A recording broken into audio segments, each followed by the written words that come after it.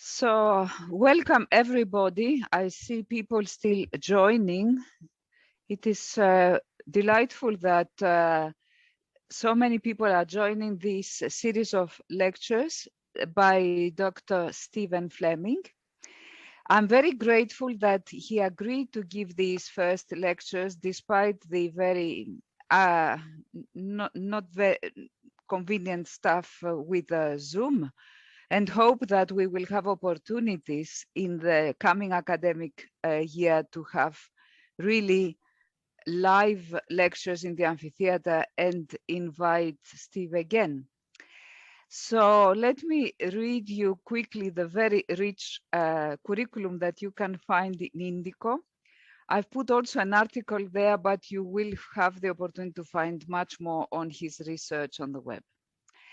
So Steve is a professor of cognitive neuroscience and Sir Henry Dale Fellow at the Department of Experimental Psychology, principal investigator at the Wellcome Center for Human Neuroimaging, and group leader at the Max Planck UCL Center for Computational Psychiatry and Aging Research. Steve has received a first-class BA in psychology and physiology at Oxford University, before completing his PhD in cognitive neuroscience at UCL under the supervision of Ray Dolan and Chris Frith.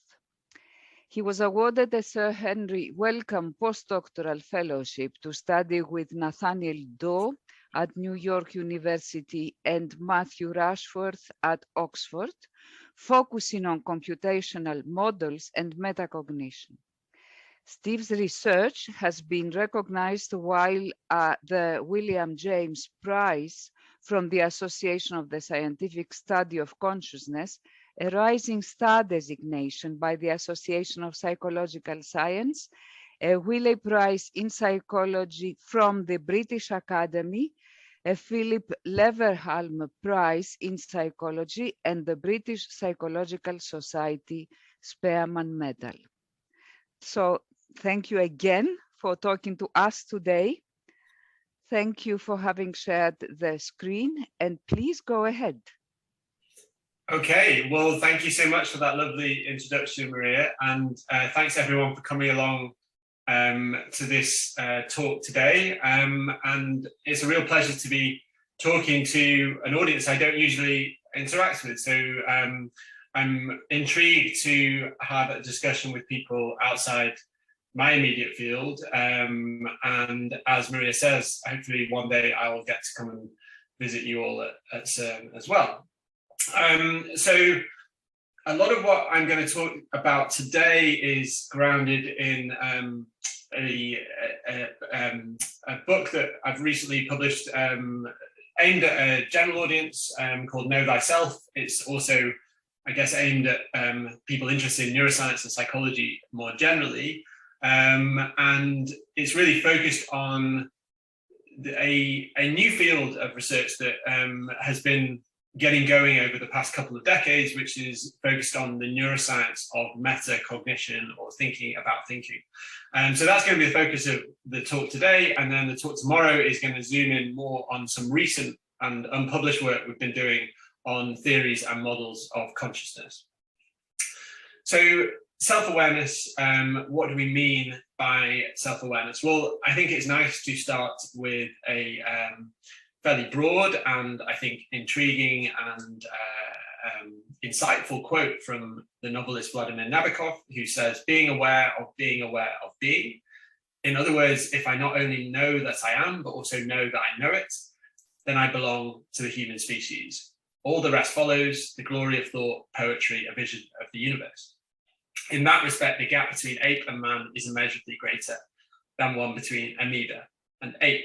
So Nabokov is, I think, hitting upon this intuitive sense that we have that one of the reasons that humans might be able to do all the things we can do is the fact that we are aware of our place in the world and aware of how we can interact with others to achieve all these marvelous advances.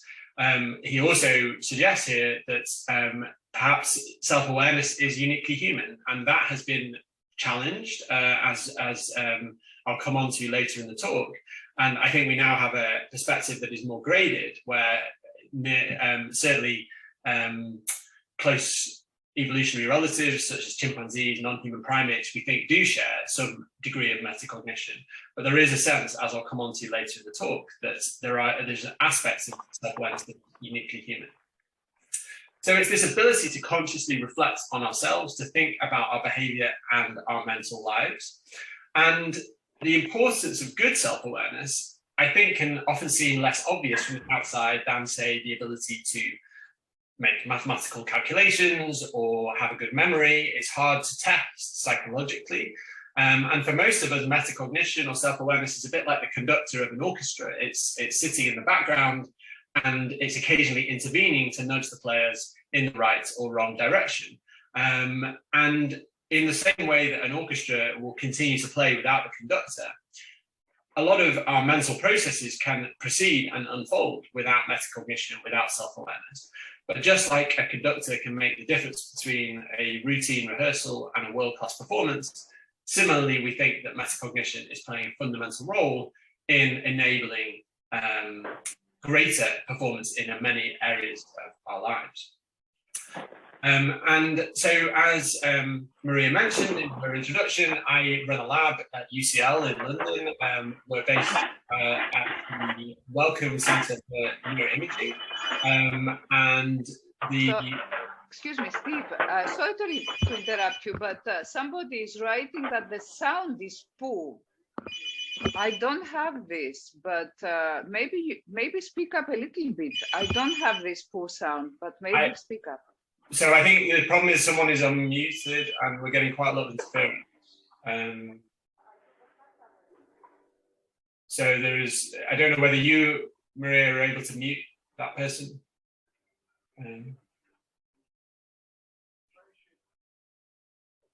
You're now on mute, Maria. Okay, that should be fine. Okay, great. I think that's much better.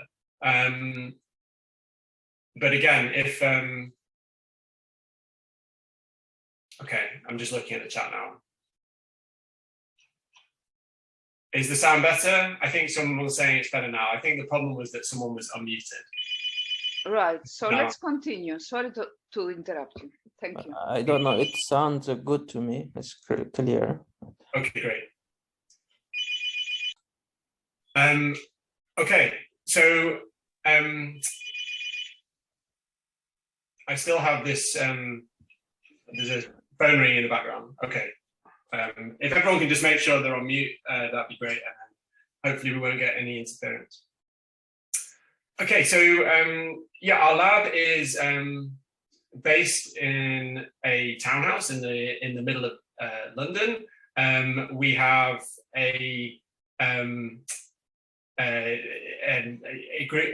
various groups in the building who are studying different aspects of the mind, different aspects of mental function, and we all use common brain imaging technologies, and my lab is the one at the bottom here, studying self-awareness. And so we're interested in metacognition for many reasons. We think it plays a role in mental health, in decision-making, and one of the reasons we're interested in it is because we think it's an important component of consciousness. And so in today's lecture, I'm going to mainly talk about the basic science of metacognition. And in tomorrow's lecture, I'll talk about the intersection between metacognition and consciousness. So I think one of the best ways of introducing the topic is just to start with some concrete examples. So in the case of metacognition and memory, we might imagine that you're revising for an upcoming exam. You might think to yourself, do I know this topic well enough or not? That's a metacognitive judgment about your memory. And clearly that can have functional consequences, because if you realize you don't know something, that might prompt you to look it up. But if your metacognition is off, that might lead you to be overconfident and go into the exam without having properly prepared. In a different domain, imagine you go to the opticians for a new pair of glasses. The optician might say to you, are you seeing things clearly or not? That's a metacognitive judgment about your perceptual system. It's not as if the outside world is blurry or clear. It's the fact that your vision might be blurry or clear. And again, the consequences of that judgment can impact whether you're able to adapt to changes in cognitive and physical impairment.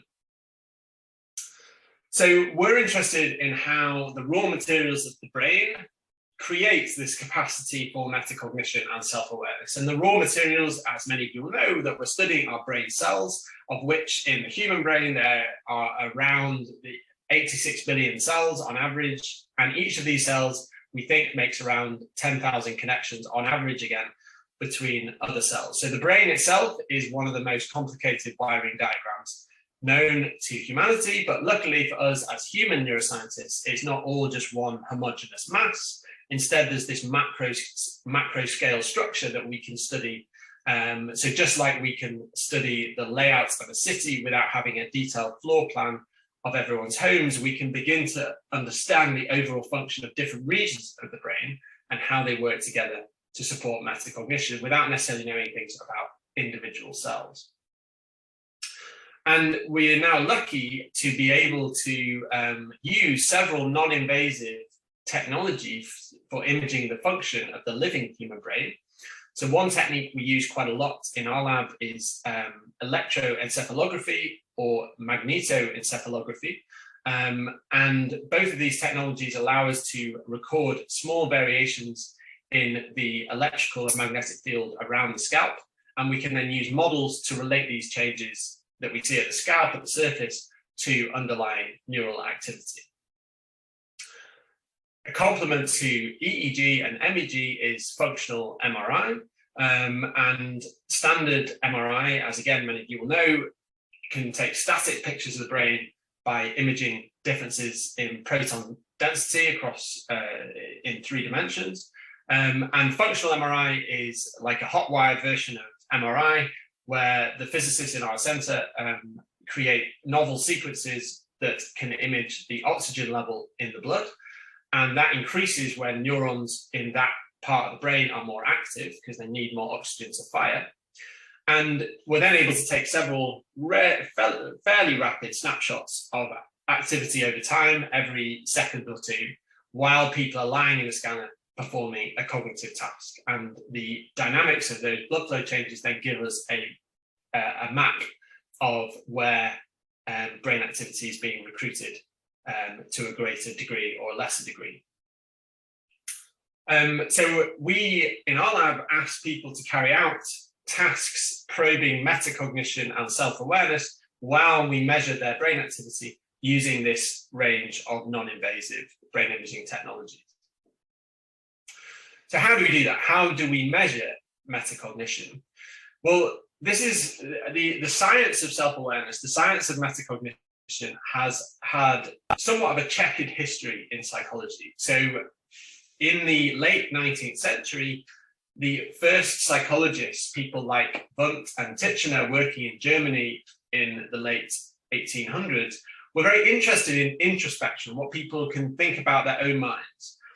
But for various reasons, in the early 20th century, the pendulum swung to the other side towards people more interested in behaviorism, which is the idea that we should only measure outward behavior. We shouldn't, it's in some sense unscientific to probe what people tell us about what's happening in their own minds. Instead, we should just rely on behavior. So that's, that was often done in studies of animals. And the pendulum has kind of swung between these two extremes, people interested in introspection, people interested in behavior, over the course of the 20th century. And what I think we're now in quite a exciting time. So since the 1980s and onwards, we're now in this middle ground where we can adopt a skeptical introspectionist stance. So rather than just trust what people tell us about what's happening in their own minds, we still measure that kind of data, but then try and relate it to objective behavior. And that allows us a experimental approach for measuring and quantifying metacognition. So the idea here is that we take metacognitive judgments seriously. So I could measure your behavior on a particular task. So I could measure whether you're able to answer a question correct or get a response in an experiment right. But I can also ask you how well you think you did on that task. So that's a metacognitive judgment, your confidence in getting the answer right. And I can then ask, how do those things match up? And so what we often refer to in the field are, we refer to these two aspects, behaviour and metacognition, as type 1 and type 2 decisions, or first order and second order decisions. So a type 1 decision would be something like, I give you a noisy image and I ask you, is that a face or a house? Whereas a type 2 decision would be a decision about that type 1 decision. So I would first ask you, is that a face or a house? And then ask you, how confident are you? Did you perhaps make an error there? And when we have many of these judgments over time, we can then start to quantify the statistical association between behavioural performance and metacognitive judgments. And intuitively, when you're confident that you're correct and less confident when you're wrong, then you can be ascribed a high degree of metacognitive sensitivity. And the techniques for analysing these kind of data are quite old in psychology. There was a famous paper published back in 1959 that proposed that we could do something called type 2 RAC analysis. So rather than analysing the first order decisions, try and now quantify the accuracy of these second order decisions. And the idea, very simply, is to build a statistical picture of how overlapping these two distributions of confidence are. So I won't go into all the details here, but intuitively, if I have greater separation between my confidence distributions when I'm correct and incorrect, then I have good insight into how well I'm doing. And that corresponds to having bigger area under this ROC function. Again, I don't have time to go into all the details here. It's just a brief overview of the kind of tools we use. But we're now also able to develop generative models of the confidence data that we see in these kind of experiments and fit those models to data and recover parameters that tell us something not only about people's decision-making performance, but also about their insight into that performance. So this is kind of summarizing this approach where we are in the field with these kind of measures. If you have a very simple experiment, such as responding to a noisy stimulus, I can quantify your type 1 sensitivity, what we call your D prime, how good you are at discriminating that stimulus. But I can also quantify from your confidence ratings your metacognitive sensitivity, or your meta D prime. And we often compute the ratio of these two, meta D prime over D prime, which gives us a metric called metacognitive efficiency. So how good are you at monitoring your performance given some underlying signal to noise ratio? So with these tools in place, a first wave of studies in cognitive neuroscience has focused on the basis of individual differences in metacognition. So what makes one person's metacognition better than another's?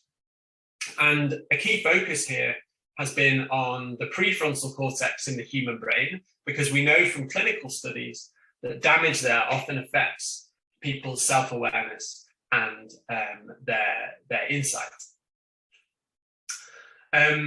So in one of the first studies that I did on this topic, I was very interested in following up in this kind of clinical result and asked whether we could observe variation in metacognition and relate that variation to subtle differences in healthy brain structure and function. And so what we asked people to do is come into the lab twice. The first time they came in, they did this performance-controlled metacognition task. So they were asked to decide which of two intervals, the first or second interval, contained a slightly brighter stimulus. And that slightly brighter stimulus could occur at any one of these 6 locations. So this was a difficult task. They had to say, was the brighter stimulus in the first or second interval? And then after every judgment, they had to give a confidence rating on a 6-point scale. And the reason that we use these psychophysical tasks, these perceptual tasks, is that it then is very easy for us to adaptively control how difficult that task is. So by using what's known as a staircase procedure, we can make the task a bit more difficult when you're performing well, and make the task a bit easier when you're performing poorly. And we do that by adjusting the contrast of this slightly brighter stimulus. And we asked people to carry out 600 trials of this task, so lots and lots of data, and that allows us to build up a picture of their metacognitive ability. And so here's just a summary of that data. So this is, I've ordered the subjects according to their metacognitive ability, this red diamond here. And the important thing to point out is that the staircase procedure has succeeded in adjusting performance so that everyone is performing this task around 70% correct. But even though we've matched performance across this sample of 32 people, we can still see quite wide variation in metacognitive ability. And that's the area under this type 2 RAC I referred to earlier. And so just to give you some intuition for this, these guys on the left-hand side, they're performing the task perfectly fine, and yet they have almost no awareness of whether they're right or wrong on any individual trial. Whereas these people over here are performing the task just as well, and yet they have good insight on a trial-by-trial basis as to how well they're doing. Now, I put these on the same scale here. Don't read anything into the fact that red dots are below the blue ones. These are arbitrary units on the y-axis here for the area under the RAC. But this is not under or overconfidence. This is individual variation in how good you are on a moment-to-moment basis in tracking your underlying performance. So when we've got those data in hand, we can then ask whether there was any systematic relationship between individual differences in metacognition measured by this psychophysical task and brain structure and function. And so here we had for each individual, we had a set of structural images, both T1 weighted MRI scans and diffusion weighted images, which we could use to measure the integrity of white matter. And these are statistical maps that show on the top here, regions of the brain corrected for multiple comparisons across the whole surface, where there are statistical links between grey matter volume and metacognition. And that was found in the anterior prefrontal cortex. And on the bottom here, regions of white matter, where there are statistical links between white matter integrity and metacognitive function. And in particular, we found in the anterior corpus callosum, so the corpus callosum here is a big bundle of white matter that links the two hemispheres, we found this significant relationship. Now, we've done lots of these kind of studies since this one, and what we found is, in addition to these links with brain structure and function, we found that metacognitive sensitivity varies considerably across individuals. It's unrelated to general cognitive performance, the ability to perform a task, or even measures of IQ. It's also unrelated to other demographic factors such as age or gender. So there seems to be something, in a sense, an independent dimension of individual differences that is mapping onto self-awareness or metacognition that is somewhat separate to classical measures of intelligence or cognitive function.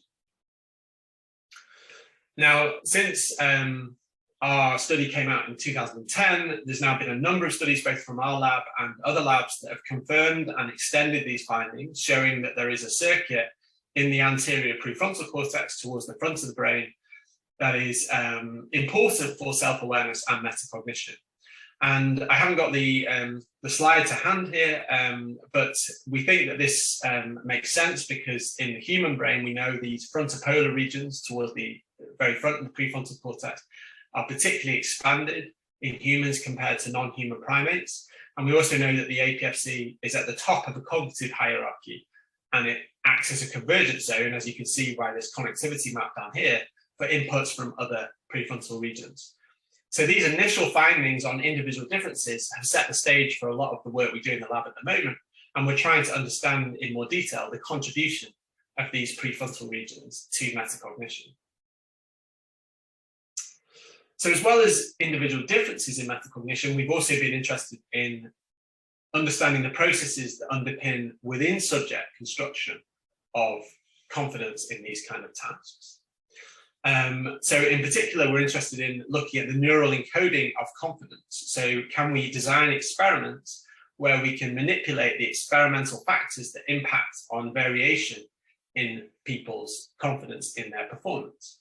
So I'll just give you one example of an experiment like this. So this is work that was done by my former postdoc, Dan Bang. And we designed, again, a perceptual task where we have very tight control over the different factors that influence people's performance and confidence. So the task here involves subjects looking at a patch of dots that we could, that were replotted every few milliseconds or so to create an impression of coherent movement. And the subject's task was to watch a brief burst of these moving dots and to then tell us whether the direction, the average direction of motion, was clockwise or counterclockwise with respect to a boundary line. So that was the first order or type 1 decision. And then they were then asked a confidence, to make a confidence judgment where they would evaluate whether the likelihood of getting this first order decision correct. And the important thing that we did in this design was to create two independent influences on how confident people felt in their decision. So the first one was to change what we call the reliability of the sensory information. So by changing how many of these dots were all moving in a coherent direction, we could create a situation where there was high precision motion information and low precision motion information. And we crossed that factorially with whether there was a small angular deviation between the motion direction and the boundary, or a large angular deviation. So that's what we call boundary distance or boundary difficulty. And the reason that we were interested in doing this is because we wanted to create a situation where the reliability of the sensory information coming in to the visual system was dissociated from people's feelings of confidence in that information. And the reason this is important is because we know from previous studies that there are many confidence signals throughout the brain, but it's likely that a lot of those confidence related signals are confounded with sensory or perceptual reliability. So we don't want to just be picking up signals that are related to the strength or reliability of perceptual input. So with a design like this, we can create a factorial, a 2x2 design where we change both sensory reliability and boundary distance.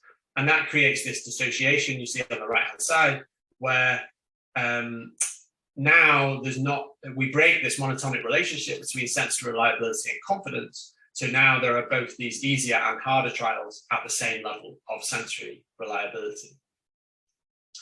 And we see this behaviourally. So this is behavioural data. On the left-hand side, this is subjects' performance on the task. So as this boundary distance gets easier, gets bigger, unsurprisingly, they perform better. But also there's an independent impact of the coherence of the reliability of the sensory information. And on the right-hand side, you see the same effects being reflected in people's subjective confidence estimates.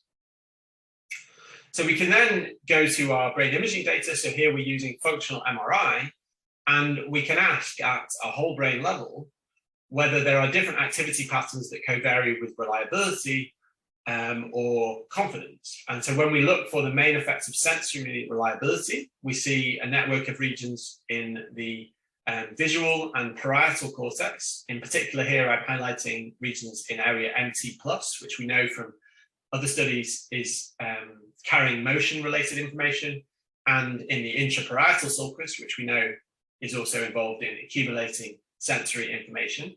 So this all makes sense because this is we think this is a network involved in tracking the reliability of sensory information. But interestingly, for instance, this region, the IPS, is sensitive to sensory reliability, but it's not sensitive to the interaction between reliability and distance. So that's what we would expect for a region that carries information about decision confidence. In contrast, when we look in the prefrontal cortex, in the medial prefrontal cortex, we see a cluster here of activity that tracks not only the certainty of the sensory information, but also the distance and their interaction here. And this is exactly what we would expect from an experimental marker of decision confidence. And we can see that in the plot here. The strongest activity in this region of medial prefrontal cortex is found on these trials that have high coherence, high sensory reliability, and also high distance. So these are the trials where we expect subjects to be most confident. So this, in general, suggests a dissociation between neural populations towards the back of the brain in the visual and the parietal cortex that are tracking the reliability of perceptual information coming into the eyes and other senses, and those tracking confidence in our decisions, this type 2 or metacognitive estimate of confidence. And in other studies, we've been looking at to what extent are these signals shared across different domains. So that's a perceptual task, but we've also been looking at confidence in memory judgments, in other perceptual modalities like audition and vision. And this is just one example of one of these studies. Here we're using what's known as multivariate pattern analysis. So rather than just looking at the average brain activity within a region, we can look at the pattern, the spatial pattern of activity across different voxels. And we can then train a machine learning classifier to classify from those voxel patterns whether the subject was more or less confident on that trial. Now, we can do that both within a particular task, such as within a perceptual task or within a memory task.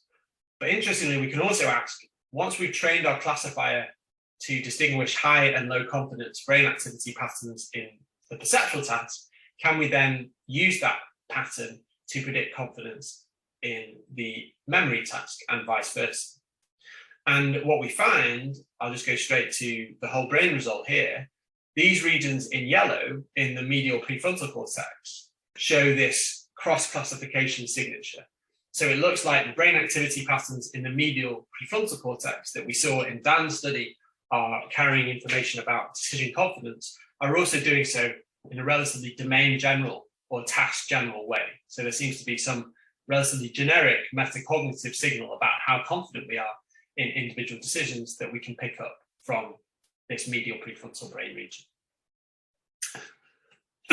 So more generally, we think that the recruitment of prefrontal cortex in the service of metacognition can potentially start explaining why we might lose self-awareness or insight in brain damage or disease. So if you have a loss of integrity of these prefrontal circuits, then you might just lose the capacity for meta representation, for knowing what you know and knowing what you don't know. And in some other work that I don't have time to present today, we've been studying patients who have that kind of damage due to tumor or due to stroke. And we do indeed find selective deficits in metacognition on these kind of tasks.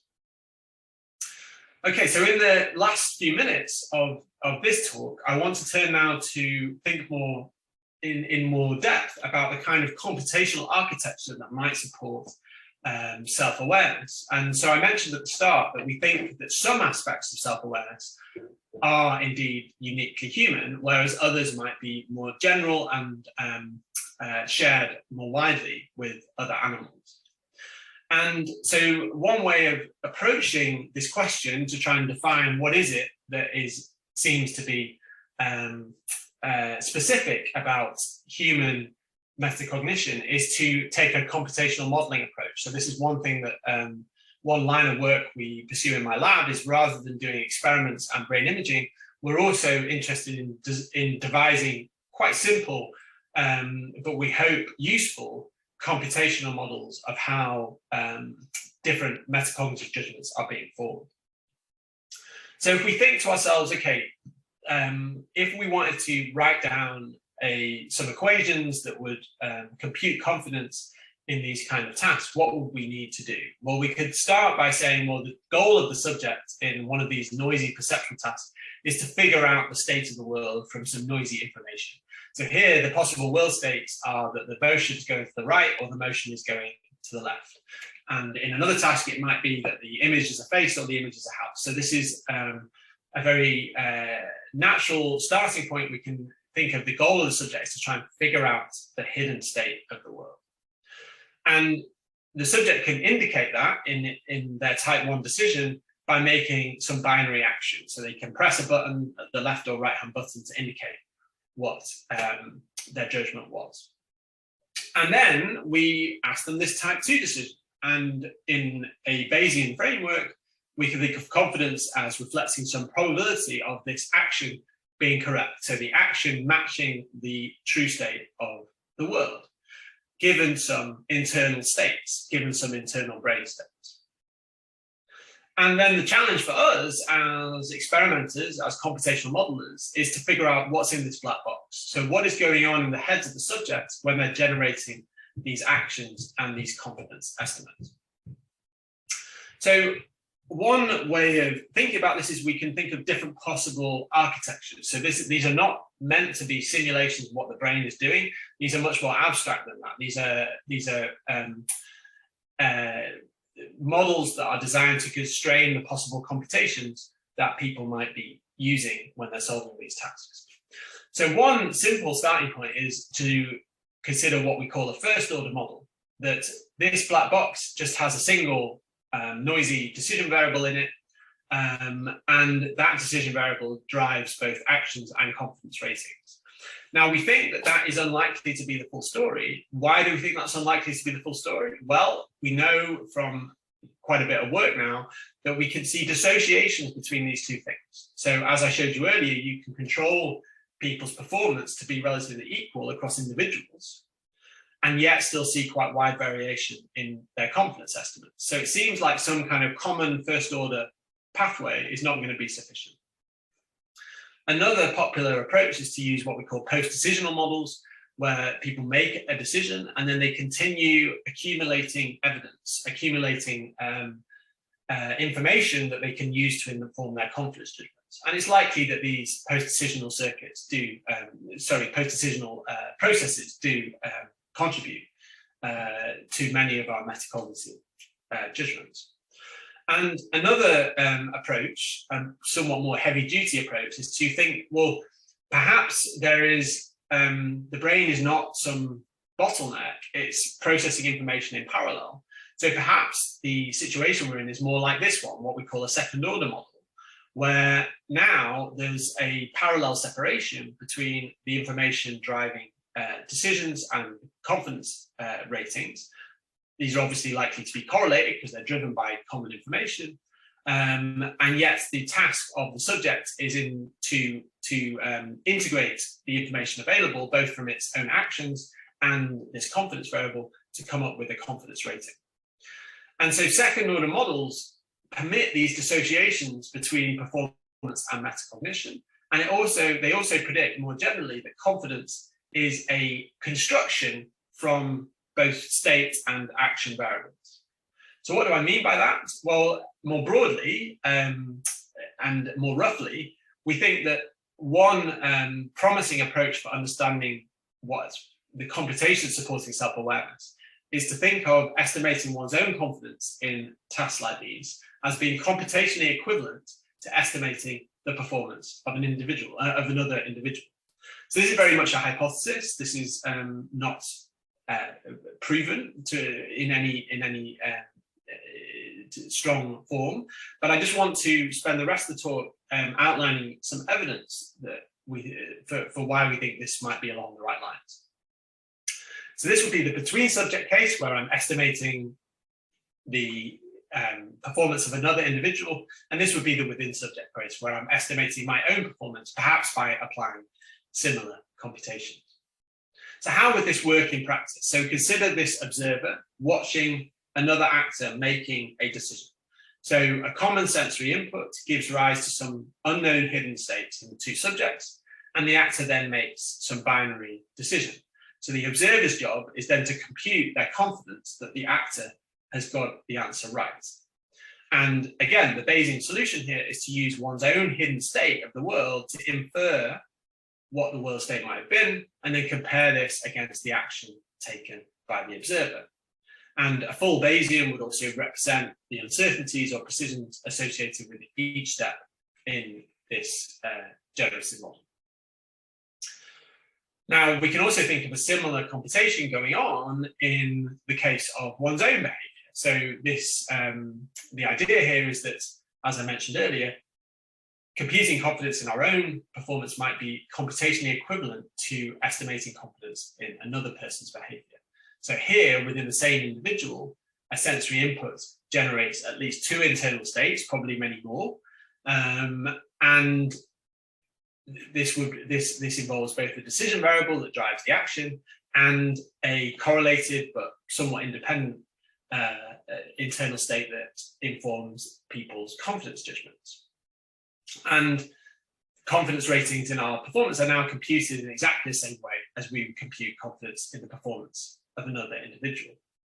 And in the within subject case, there's going to be a variable degree of association or correlation between these variables, and this is something we can model and potentially measure. So a counterintuitive prediction. So I mentioned that this is simply a hypothesis. This is a working model of what might be going on.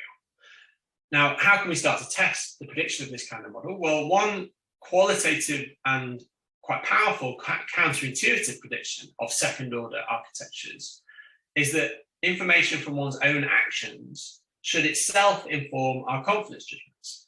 So this, I think, is counterintuitive because we don't necessarily think about our own actions as telling us something about ourselves. We usually think of us being ourselves being in control or driving those actions. But according to a model like this, if we don't have perfect information about what's driving our actions, in a sense, watching our own actions can reveal to the observer some new information about the hidden states of the world. And we can test this behaviorally in several different ways. So one way is to simulate what we would expect from a model like this in the second order case where the action is influencing the confidence judgment. And I won't go through all the details, but basically what this predicts is, this is a simulation on the right-hand side here, that when you make a judgment and then you rate your confidence, so this choose rate condition, you have better metacognitive sensitivity than if you rate your confidence and then make the judgment, right? So the idea that the action itself is revealing some extra information to you, and that's exactly what is found in experimental data. Similarly, this is a different experiment, a more recent one. The same idea here, people are making a difficult perceptual judgment of whether a stimulus is red or green, and there are these different conditions where the action either takes place before the confidence judgment or the action takes place after the confidence judgment. And you can see that metacognitive efficiency, or how good your confidence is at judging your performance, is significantly better in the act case than in the other two conditions, even though performance itself has not been affected. And finally, we can do perhaps a more heavy-duty test of this by, rather than just relying on people's actual button presses, their actions, we can use brain stimulation technology called transcranial magnetic stimulation to inject very brief pulses into the motor system. So these are, you can think of these as like external pulses of activity into the system. And we can do this at particular times while people are making these difficult perceptual judgments. And we can ask, how does this TMS pulse, how does this injection of activity into the motor system affect people's confidence ratings?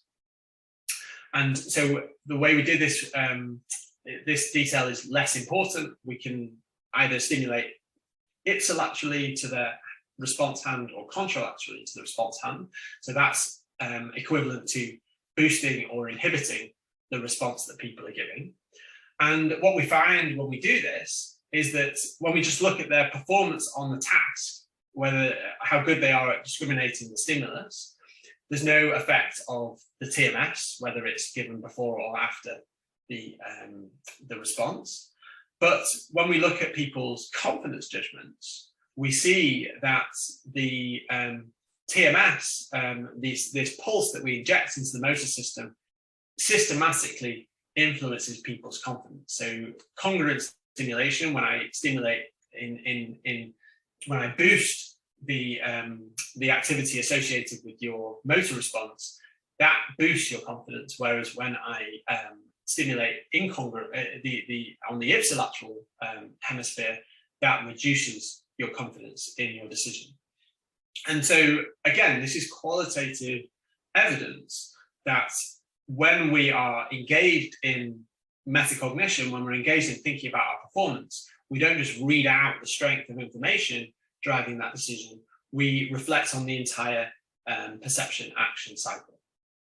And we think we might do this by using, as I mentioned earlier, similar processes that we use for thinking about other people. Another line of evidence for this is that the brain networks in the prefrontal cortex that are engaged in metacognition, thinking about ourselves, are very similar to those engaged in thinking about other people, in mentalizing. So you can see clear overlap here, especially in these ventromedial prefrontal cortex regions that we think are important for confidence. Again, this is evidence that perhaps when we're engaged in second order self-reflection, then we are using similar machinery as when we think about other people.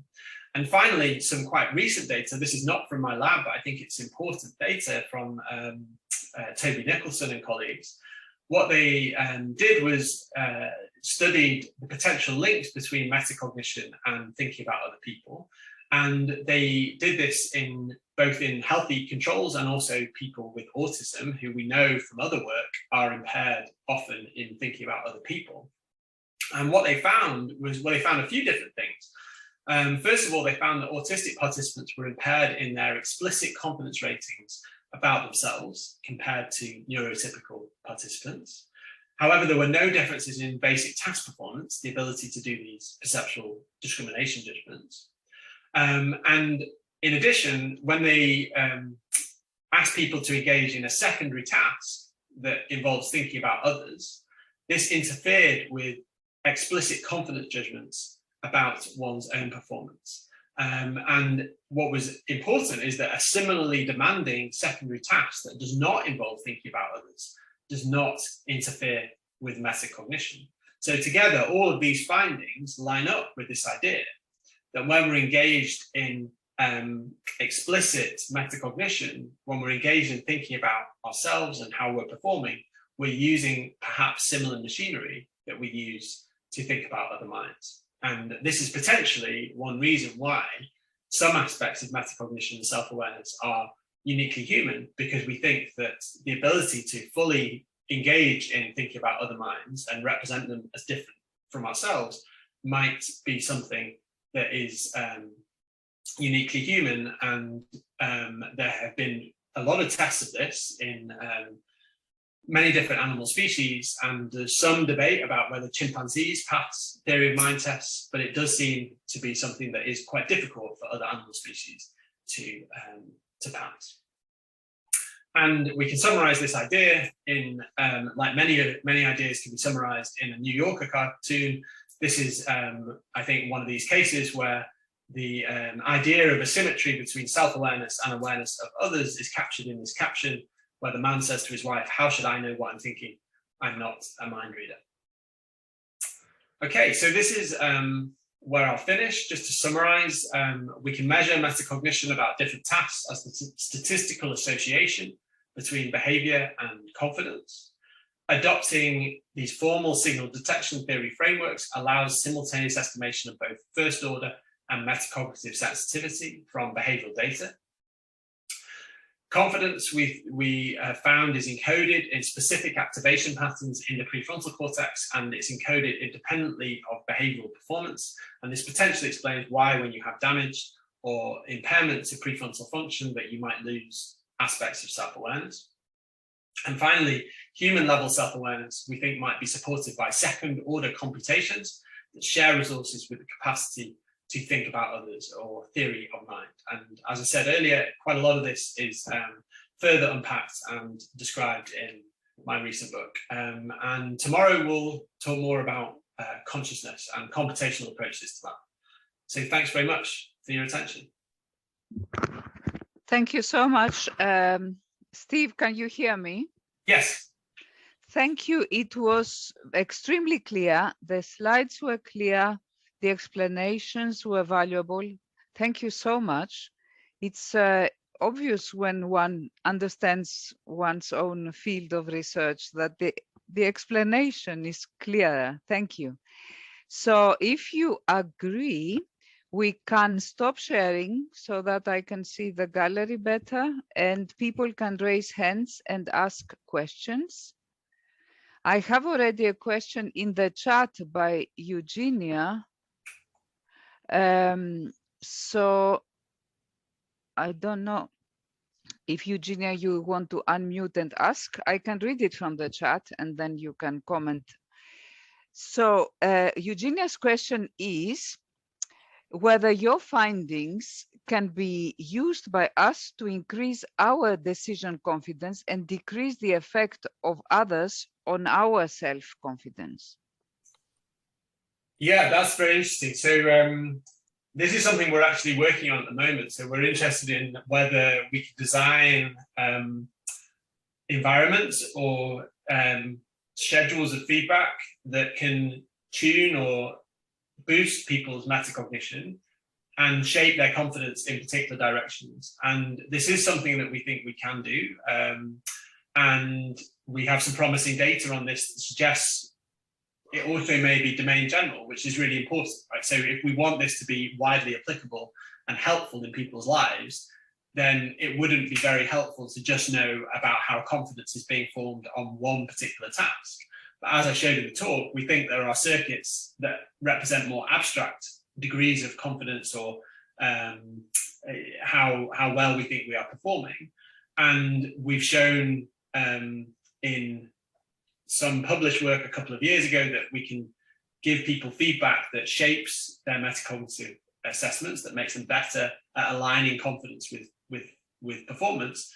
And what we're working on now is a more tailored or targeted way of doing that. So we're actually collaborating with a company that is building apps for remote delivery of CBT and mental health support.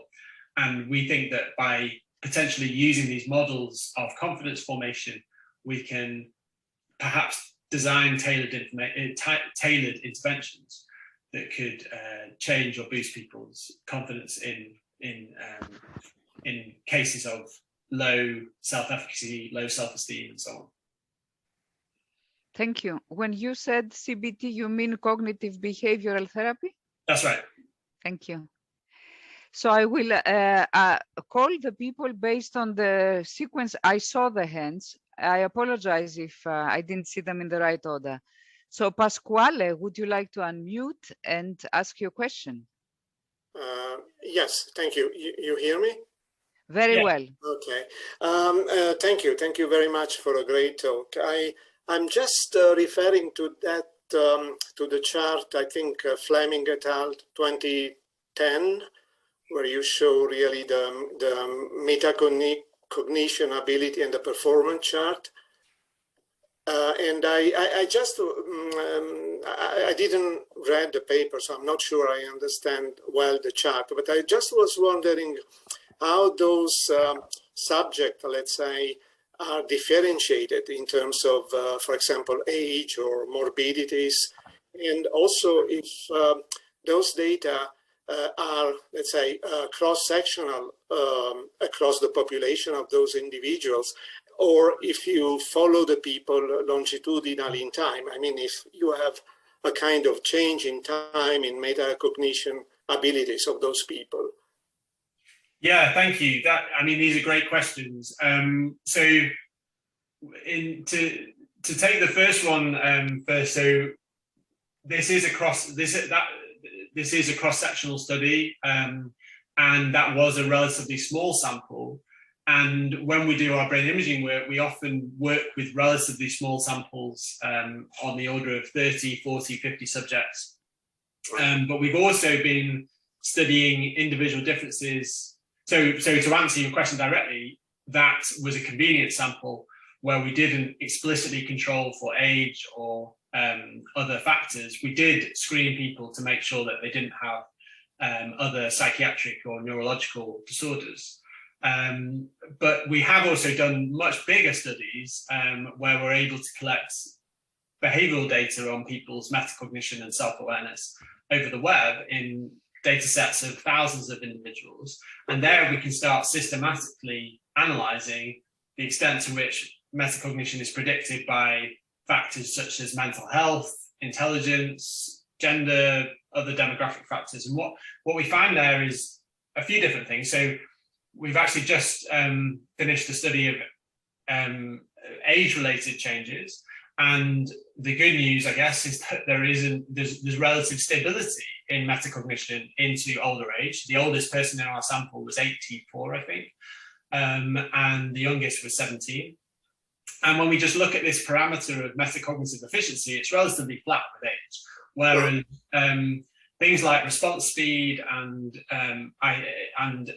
fluid intelligence and other and memory capacity and so on, we know from many studies tends to tail off into older age. So there seems to be this paradoxical preservation of metacognition into older age, and other studies have also found this. The other thing we've been working on, and it also relates somewhat to the previous question, is the connection between metacognition and mental health. And what we've seen there is that when people are under high stress or if they're anxious, then that has systematic impact on their confidence and their metacognition. And then in terms of the second part of your question, I think it would be fantastic to do more longitudinal work. And there is not enough longitudinal work in general in cognitive neuroscience. It's hard to do, difficult to do, and we haven't done much of it in relation to metacognition. Thank you very, very much. Thank you. Thank you both for the good question and answer. Nat? Hi. Yeah. So I was quite interested in when you started talking about autistic people. So I have autism, and right. So I had a number of thoughts about some of the stuff, like I'm wondering if for metacognition, you have like different awareness. You have awareness of your own thoughts. It could affect awareness of your own feelings, the awareness of your own external sensations, or the awareness of your own like biases and judgments. And what I find like is most different about me and people who aren't autistic is that they make a load of like very quick unconscious judgments, and they're not aware of that. They don't know why they're making them. Whereas the world seems to be built for these people. So things like buying shampoo or hot sauce, it's quite difficult for me because there's loads of choices. And at every stage of the decision process, I'm very aware of the reasons I'm making the choices. And, you know, I feel that neurotypical people don't have this level of awareness, but I was quite alarmed when you sort of implied that maybe I misunderstood this, that autistic people, it was reassuring that you didn't find that metacognition was effective with the internal thoughts, but was when relating to others. But I wouldn't see this as a deficit. It's because me and what's reported from other autistic people is that they're constantly having to think, they're forced to constantly think about the internal thoughts of others in order to navigate the world socially. And it's that our internal worlds and our internal thoughts are not comparable to the thoughts that other people are having. Like they don't match up. I can't find the same mechanisms, machinery for thinking about things that other people have, that they do very quickly, because their quick judgments don't make sense to me. Their thoughts actually don't make sense. So I think you should really be aware of that before deciding that this is one way autistic people like have a problem in relating to others. It might be that the internal cognition is better, such that they're more aware of their own thoughts and can't relate to the thoughts of others. And another thing I also find with researchers who are researching autism is that they're so out of step with the things autistic people themselves report about their own thoughts. Researchers seem to have always been coming from the behavior aspect. And, you know, initially I was excited to hear that your field was talking about trusting people's reports of their own thoughts more. Mm-hmm. But as we got to the end of the talk, it did seem it was still based in the behavior area. It's still coming from a place of observed behavior instead of actually listening. So yeah, I hope that this is something you can be aware of that can inform future research. Yeah, no, thanks so much for these comments. And I absolutely agree that we are only, so first of all, that was not a study from my group. We're not studying, this was me just in a sense presenting the work of another lab in the UK who's working more directly on autism. What lab is it? Can I ask? I've forgotten the C. So it's Peter Carruthers is the. I think it's David Williams. I can look it up and bring it along to the talk tomorrow. All right. It will also be the citations also in the slides, which I'm going to share with Maria. But in terms of, I absolutely take your point that this is, in a sense, we are, just to take the last comment first, we're absolutely trying to study this connection between what people report about what's happening in their minds and their behavior. So we're not, and this is not specific to our studies of people with autism, this is specific to all of our work. So neurotypicals as well, we know from many studies, are really quite poor at, in a sense, telling us what's happening in our own in their minds, and that's why we take a more behavioural approach. Now, that's not to say what people think about what's happening in their minds is important. It really is, but that's not what we're trying to measure here. We're trying to measure this connection, if you like, between behaviour and self-assessment. But I totally take your point that perhaps what that study is hitting upon is just one small part of metacognition, and that maybe another part of metacognition, perhaps about emotions or perhaps about higher level decisions, just as you described, that you seem your description of being very aware of the decision process. Perhaps that is an aspect of metacognition or self-awareness that if we did a study of that aspect in autism, it would go completely the other way. So I absolutely agree that this is just one small aspect. I was just, and so that's the data from that paper from a fairly large sample, and it's looking at these metrics of metacognition. And we do think that those metrics are important because that's what allows us to start studying these things in the lab. I think narrative research, understanding what people think about their condition, their minds, their behavior is important, but that's not what allows us to study these processes in the brain or in the lab. Thank you. Thank you both. Let's go on with a question from Quentin, who raised hands. Quentin? Yes, hello, and thank you for the very good talk. My question was about the last paper you presented, and specifically you mentioned that there was a difference between, for autistic people, between the explicit evaluation of performance and the implicit one. Can you elaborate on what differentiates those two types of self-evaluation and what is used to measure both of them? Yeah, sure. So the explicit evaluation was a confidence rating, similar to the one that I presented earlier in the talk. And the implicit evaluation was you had to place money or a bet on the outcome of the decision being correct. So in a sense, it's also like a confidence judgment, but now it's framed as a gamble or a wager. And so it's interesting that even though those two tasks are formally equivalent, the systematic shift in metacognition that was observed there was specific to the explicit judgment and not the implicit wager.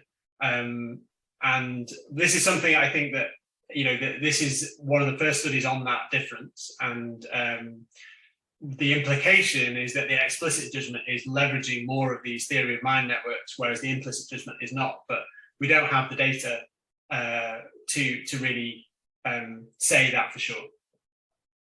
Yeah, thank you, because that was a bit surprising to me that because it looks very similar as a mental process, placing a bet and explicitly making a decision. Absolutely, yeah. Thank you. So I take first a question from the chat that was submitted by Sarah Maria before Marta rose hands. And so Sarah Maria's question is related to what you mentioned on mental health condition. Is there a correlation between high metacognitive ability and mental health conditions like depression? So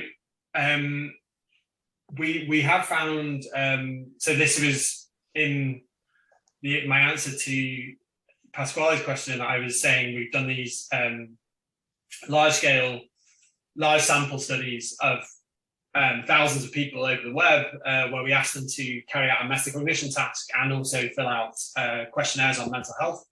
And what we found in those experiments is that, as your question alludes to, people who have greater anxiety and depression symptoms tend to have slightly better metacognitive efficiency. And we think this is driven by a greater awareness of errors, of incorrect performance on tasks. Whereas the opposite is true for people who have more compulsive symptoms, so symptoms of conditions such as addiction or eating disorders.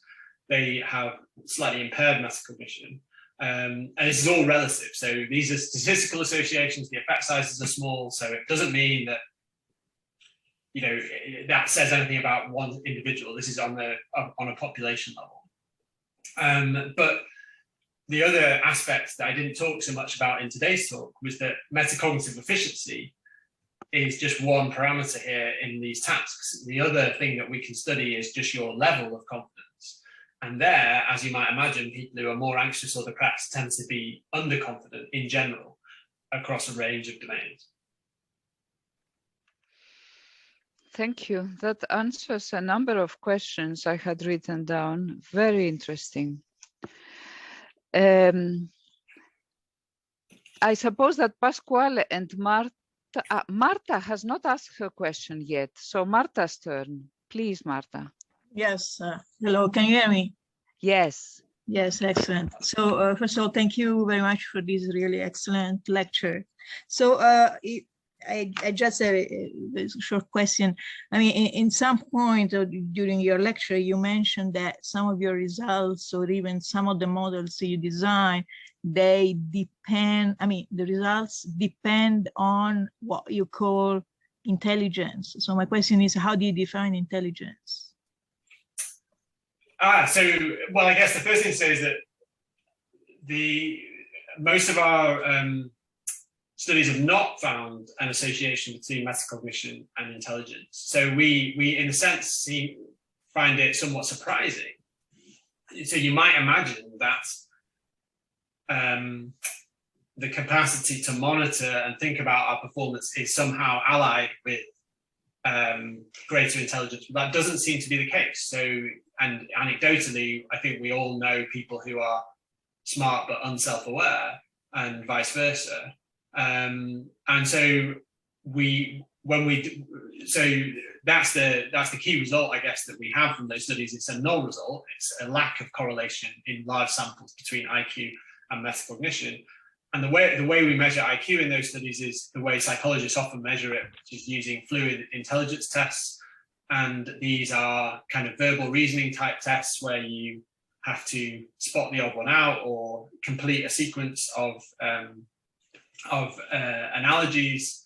A popular one that we sometimes use in the lab is called Raven's matrices, where again you have to complete the analogy. So if A is to B, then what is C? What is D to C, and that kind of thing. Yeah, hopefully that answers your question. Yeah, so this is, you say it's based on the IQ test. I mean, this. That's right. Sorry. Okay. Yeah, based on the standard. Right. Yeah. Okay, perfect. Okay, thank you. Thank you very much. I don't see any other hands. So if I may just ask a package of questions, and we can take them up tomorrow, maybe if there's no time or you foresee such material for tomorrow. So one of my questions was the prefrontal cortex, where we now know that we can locate metacognition and self-awareness, is very popular also for planning, for projecting into the future, for metaphorically in some books, they even say that happiness is sort of envisioned in the prefrontal cortex. And you said that people who have been victims of an accident or a stroke or something, and they have a damage on the prefrontal cortex, this affects gravely metacognitive abilities they have. And I was wondering if there are other sources of prefrontal cortex damage with consequences on metacognitive abilities. You mentioned eating disorders in one of your answers now lead to lower metacognition, but can some other things be involved, like excessive computer gaming, for example? So, I mean, absolutely. So the first part of your question about the prefrontal cortex, so I don't want to give the wrong message here, that clearly the prefrontal cortex is a big part of cortex, doing a lot of things. Metacognition is not the function of the PFC. We think that whatever the computational properties of the PFC are, it enables metacognition in interesting ways. But clearly it's doing a lot of other things as well. As you say, planning, future thinking, abstract reasoning, in general, more abstract and flexible representations for solving novel tasks is what we think the prefrontal cortex is doing. And because it has that abstract representational capacity, that's probably why it is also important for metacognition. So in terms of things that impair metacognition, well, it's really things that impair that kind of abstract prefrontal function. So one is direct damage, other things are stress, mental illness. There are also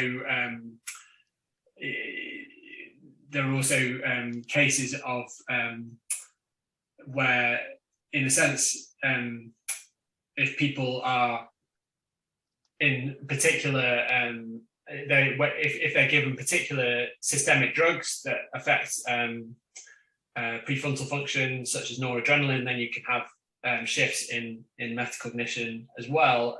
The problem is that this is and also there's been some interesting work using brain stimulation,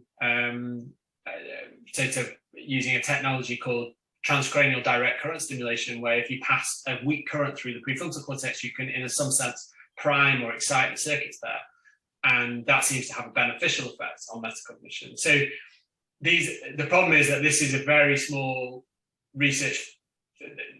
The field that is looking to boost or intervene or modulate metacognition is, you can count the number of papers on two hands, really. So we just don't know yet what is robust, what is replicable, what is possible, if you like, in terms of conditions that both affect metacognition negatively and also positively.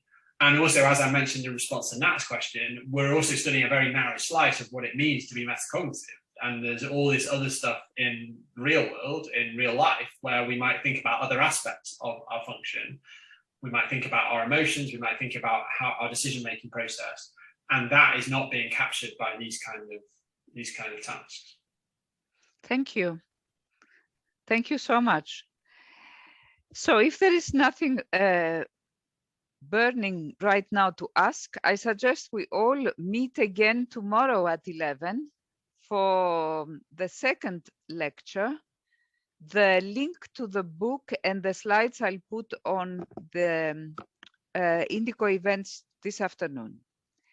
And look forward to see you all tomorrow. And thanks so much again, Steve, for this very, very valuable lecture. Thank you. Oh, you're welcome. Well, thanks everybody. And yeah, looking forward to seeing you tomorrow. Thank you.